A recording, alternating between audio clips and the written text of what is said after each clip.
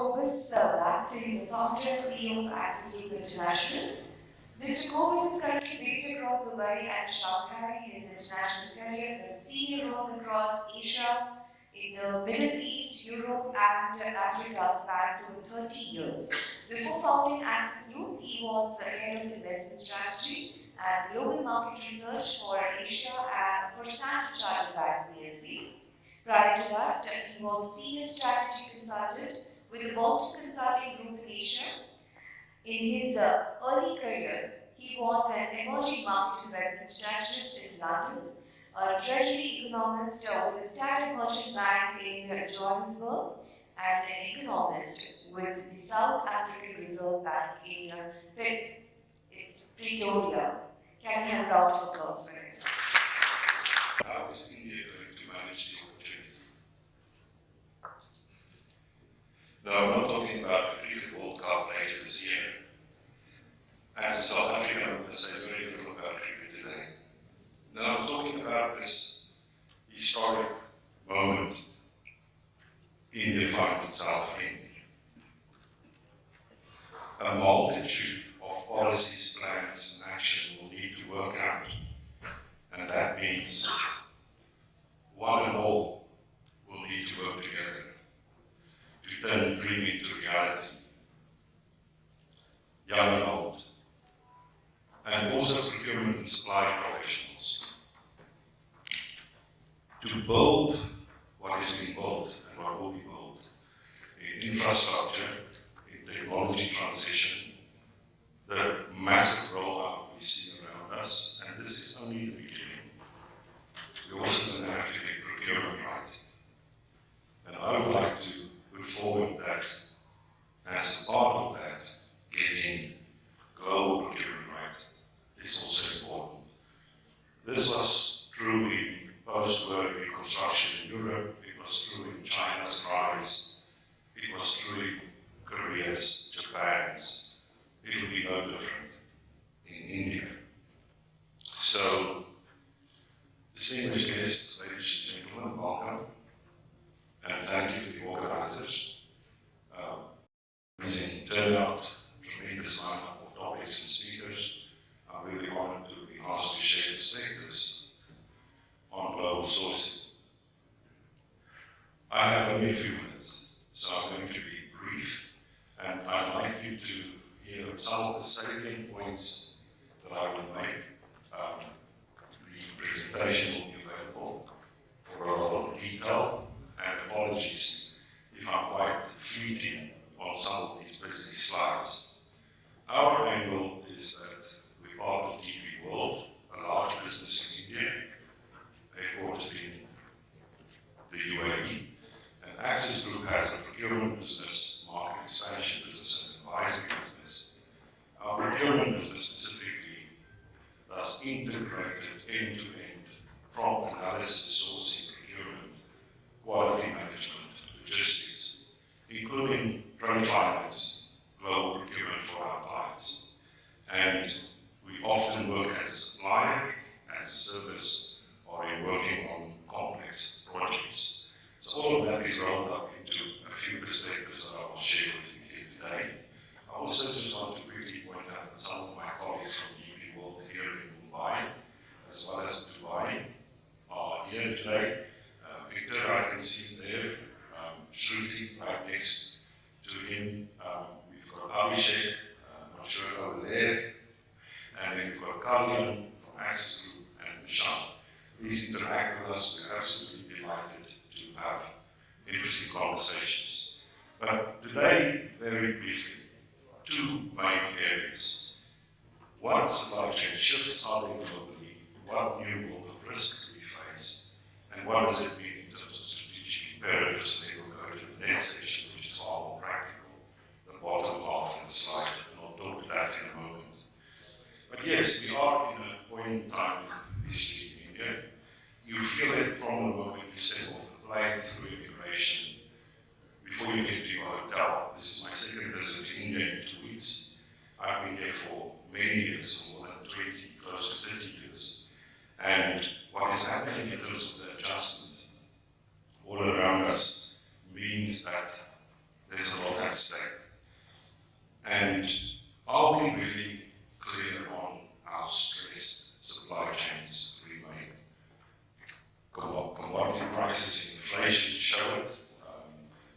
shipping rates have come off, container availability has improved, disruption has eased off, and even the composite index on the far right has come back to normal levels. But I would put forward that supply chains are still very fragile and vulnerable. And case in point, one of our clients that we procure construction materials for in Dubai, and in its tier 1, 2, 3, 4, 5, 6, 7, 8, up to about tier 10 disruption fairly recently. So let's not be too relaxed, too quickly, because we still are in a world that took us from pre-COVID in 2019, where there were many global tensions, US-China trade war, geopolitical tensions, cyber risk, and so on, through COVID as a single event to a pandemic, to having severe economic fallout and geopolitical fallout. So that when we sit here today in Mumbai, the next horizon and the next horizon is still one where we need to keep long memories. We should not forget our worst moment during COVID, where we had to run BCVs. We need to, and every day, make sure that we know in procurement and supply, when we're doing global sourcing, we are really doing something very difficult. Global markets on the far left, through quality management, consolidation, freight forwarding, deconsolidation, overland logistics, on the other side of the world, with sourcing, procurement, quality management, logistics, so much can go wrong, and we need to be at the top of our game. But many companies show anecdotes that they've been able to be hit very hard, very recently, and on an ongoing basis with what happens in global supply chains. So there are many, many anecdotes. Don't take my word for it. We can see up there. And it plays out in many different areas. In our suppliers' world and their suppliers, inbound supply chains, core processes, outbound supply chains, and our customers' environments and their customers' environments, in many minute little pieces of risk that needs to be managed. And to get this right means we need to get the organizational thought process to be better, to adapt, to adjust, to learn key lessons from what we saw recently. Know that black swans exist, that we need to get the basics exactly right, the interconnectedness of things, having a holistic view at all times, and rethinking those comfortable bad habits, to having a culture of managing risk. A checkbox or tick box approach for teams can bring you so far, but cannot face every challenge. Certainly can't face big black swan events. For that, we need a cultural change in the organization to preempt, to predict, to anticipate, to think truly global, to have significant visibility in difficult circumstances, and to see cost to mitigate risk not as a cost, but sometimes as an investment. We need to put procurement and supply right near the top in the organization. We need to have a table, a chair at the top table. We need to at all times get the technology and the people dance, that magic right, and we need to understand we cannot do everything ourselves. We need good partnerships, and we need to form them early.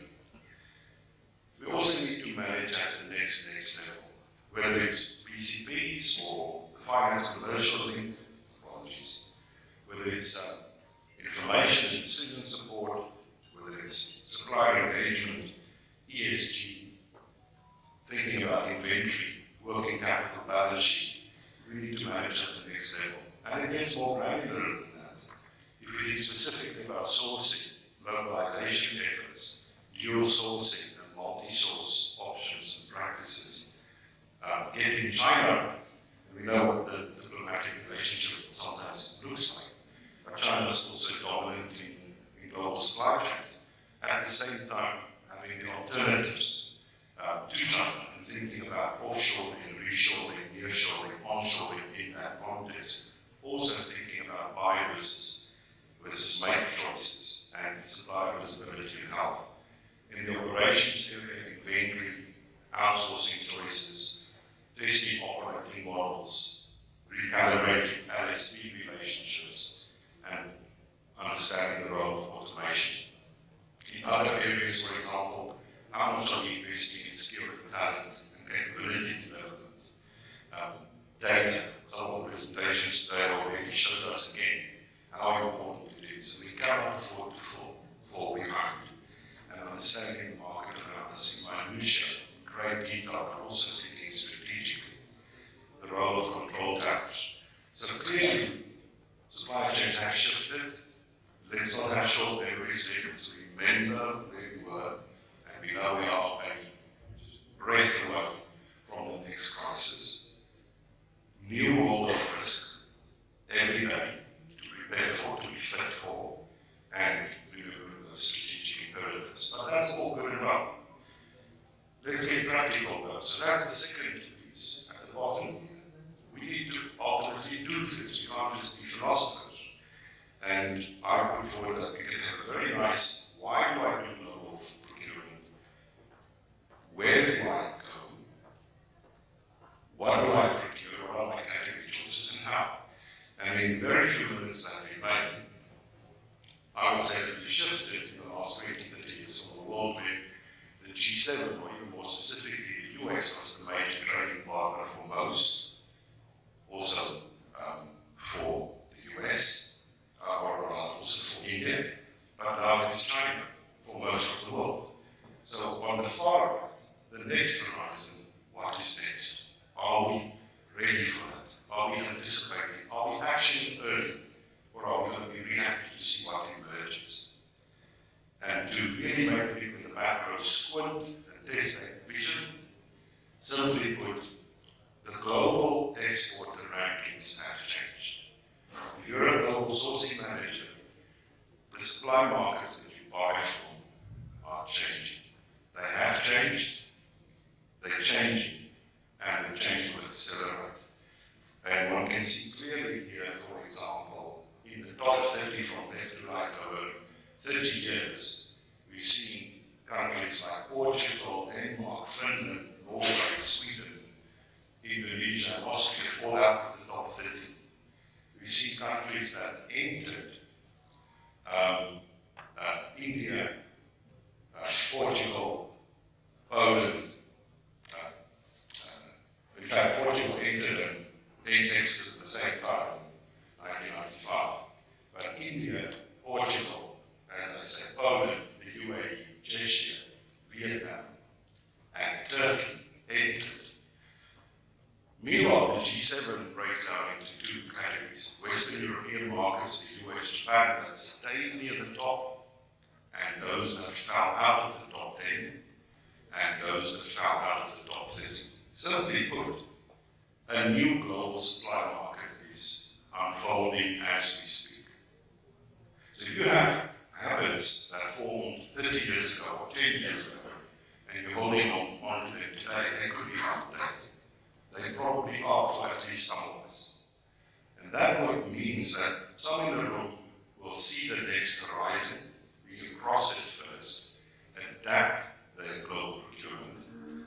Others will follow too late, and there's value on the table, value restored. Simply put, these emerging alternatives don't just make plastic toys. Automotive, semiconductors, computers, telecom networks, electronic, and so on, in countries such as Mexico, India itself, Vietnam, Poland, Malaysia, Brazil, China, Thailand, Czechia, and Turkey. So these countries that came into the top 30 are not just coming in for plastic toys, they're coming in for technology, for industrial, for sophisticated, for innovation. And that, I think, is the opportunity. So yes, the top 100 products of China's exports remain very dominant, at least prominent. And you can take the top 500 and the top 1,000. We have the data for anyone who's interested. But at the same time, we need to understand that we need to model that for all the countries in the world and understand what are the new top exports from all these emerging supply markets. That's a significant data challenge. If we have orthodoxies and comfort zones and patterns of behavior that we don't want to break with, we will not do this. It's too hard. And we don't know the payoff, we don't know the dividend. But we certainly, when we scrutinize, we realize we need to get that right. Interestingly, if we look at India's imports, and we fit that with China's exports, all those alternatives, we see that there is a slight generalized mismatch in that the shift in India's import partners is not keeping up with some of the changes in the global rankings. What does that mean? On average, it could mean that it's okay, but it probably means in a subset of industries and upstream or downstream value chains that some companies in India Inc. are moving first to get the next behavior right, while others are lagging behind. How is your team performing? Are you really tackling the right markets or the right categories at the right time? And if we look from just where is India buying from, that's mapped here very simply. And there's a lot more data in the white paper that is available if you want to. Just email me and I'll send it to you. Clearly, at a general level, there's going to be a shift in India. The question is, your company going to be shifting and be ahead of the trend or not? And in making that shift, we need to have frameworks and decision support tools that tell us early on how to behave in getting global procurement right. And that's hard because if we take, for example, robotics in the short, medium, and long term, different regions have different competitive advantage. If we take medium tech, say machinery, very different. If we take low tech, say textiles, yet again very different. So it's not just picking markets, it's picking short, medium, and long term, and industry, and then category and product level. And then you'll still have exceptions. So it's a complex data exercise, it's a complex implementation exercise, but the prize is significant. And in the context of India rising as well, what are the local procurement options? What still can sit in China? What could, for example, shift to Southeast Asia to be ahead of them? And in a bigger global context, what are Indian companies offshoring, reshoring, nearshoring, and onshoring options? Very strategic issues to get right. And across different industries, for example, EPCM, petrochemical, mining, cement, water, pharma, manufacturing, retail, the world map looks different. So, a significant challenge. And for those that have open, international, long supply chains, inbound supply chains, it's even more difficult, especially if you have product complexity, product criticality for those imported products, supply clusters that are very distributed, and as I say, a long supply chain. You can end up in the red zone where you have a lot to manage in data and implementation challenges. So we need to think carefully about risk and cost into the future. Is that 5 minutes or finish? 3 minutes. I knew there was going to be a bell, and I haven't heard a bell, but I think I saw 3 figures there, right? 3 minutes. And I used one of the 3 minutes. That was not strategic. Yeah, so prediction is very difficult, especially if it's about the future, as 𝗚𝗧𝗏 said. But that's what we need to do. So we've mapped 5 countries. My view, subjective. What's your view? But now go to the other 195 countries. Then it gets really hard. And that's what we need to do. That's how we need to lead and manage in our teams. And we need to also be very practical. So right from philosophy to getting the why, the where, the what, and the how right, we need to get very practical and know what should be our focus in that global sourcing endeavor now. What is our weak point? We can't fix it at the same time, but where are we most exposed over the procurement value chain? Is it data? Is it strategy? Is it people? Is it complexity management? Is it logistics, supply development, or supply performance management? In the end, our mantra is, if you do procurement globally, select the right suppliers and manage them well. Easily said than done, but it breaks down into a great amount of detail. but it is still an important framework. And we even develop all kinds of mind maps to think, is it about understanding the potential for country, or is it thinking about strategy or implementation? But in the end, it falls for us in Access Group's definition back to a 14-step global procurement methodology. I'm happy to share that in my feedback, but essentially it's a lot of business, but it's about the red box, select the right suppliers in a global context and manage them well in a global context.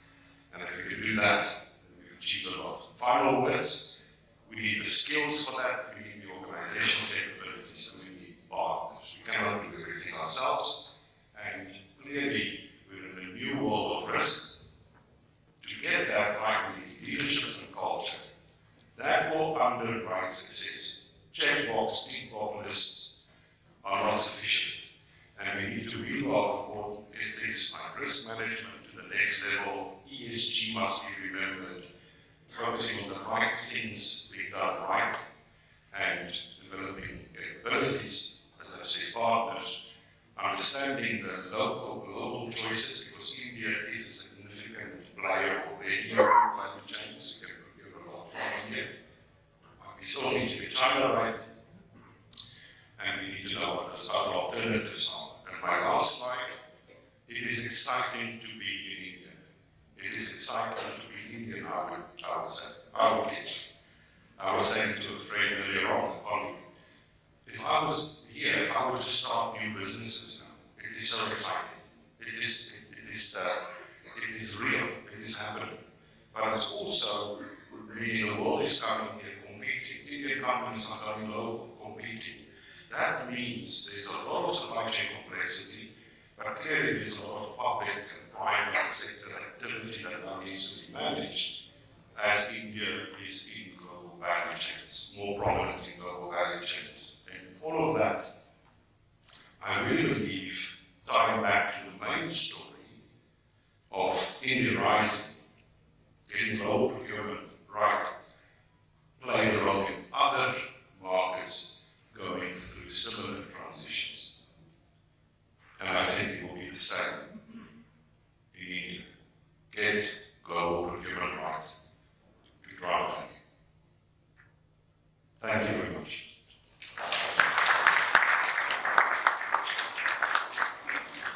Thank you, sir.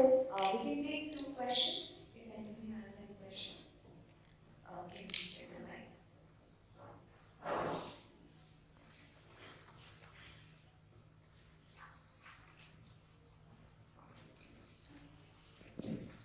Hi, Kobus. Thanks for that session. Quite informative. Axis has been one of the renowned global sourcing players operating in the Chinese market for quite some time, as we understand. Right. And particularly during the last decade or so, in terms of how China has grown as a bigger player in terms of supplies to the rest of the world. As you can see, there's a substantial amount of category mismatch which happens between what China is offering to the world and what India potentially is. So as next steps, you mentioned that India has a lot of potential, but on the ground, what categories do you think are the low-hanging ones which India should look at in terms of posing as an alternative to China? It's interesting. So we have a sourcing office in India. We help global clients to source from India. We help Indian companies to source from global markets. Two-way flow. Your question relates more to global companies sourcing from India, right? And it's interesting, over the last 5 years and 5 years before that, so 10 years overall, we've seen a significant shift. More categories in industrial manufacturing. I'm talking gearboxes, I'm talking fabricated steel, I'm talking electrical equipment, I'm talking to process industries, chemicals, rubber products. The list goes on and on. I think the key point here is no longer just about BPO and pharma, which are worldwide known categories where India has led for many, many years. It's actually become quite widespread, but there are challenges. Supplier discovery, supplier responsiveness is still difficult. Slower responses compared to other markets, websites are not up to date, contact details, directories are not, so simple things that will wash out and improve. But I think the bigger issue is that we still finding it hard to source from second and third tier companies in India. You can procure from the top players, the branded ones, and then you still need to do good due diligence, and that covers a wide range of categories, yes, and that's ever growing. But the moment you go to tier 2, tier 3, you have unpredictable outcomes. And I saw this when we started Access 20 plus years ago in markets such as China, for example. There was a thin layer that became a thicker layer. And today in China, we'll go to tier 3 and tier 4 and tier 5 type companies. Because the top ones become so expensive that you're going deeper into the market. In India, that hasn't quite happened to that same degree as yet. I'm sure it will. That limits your options. And it even creates price competition or price-related impact. Because there's competition on a thin shortlist.